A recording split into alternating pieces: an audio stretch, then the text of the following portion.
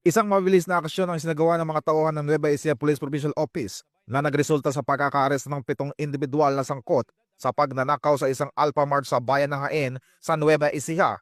Ayon sa Nueva Ecija Police Provincial Office, naganap ang insidente noong Enero 12, taong kasalukuyan sakay ng isang L300 van ang pinasok ng mga sospek ang establishmento matapos sirain ang roll-up door nito.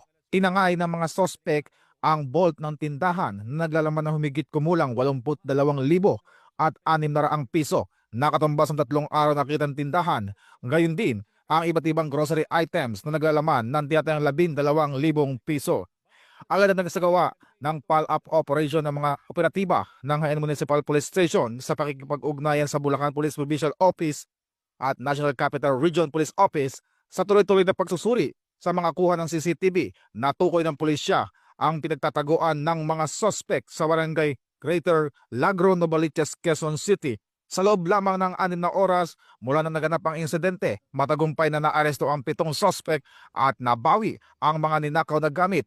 Nasamsam din ng mga otoridad ang isang 12-gauge shotgun at isang caliber 9mm pistol. Kasalukuyang nasa kusidiya ng Jaen Municipal Police Station ang mga suspect at naharap sa kasong robbery at paglabag sa Republic Act 10591 o ang Comprehensive Firearms and Ammunition Regulation Act.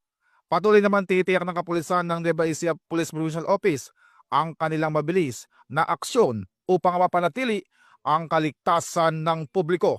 Ito ang bagong PNP para sa bagong Pilipinas, serbisyong mabilis, tapat at nararamdaman.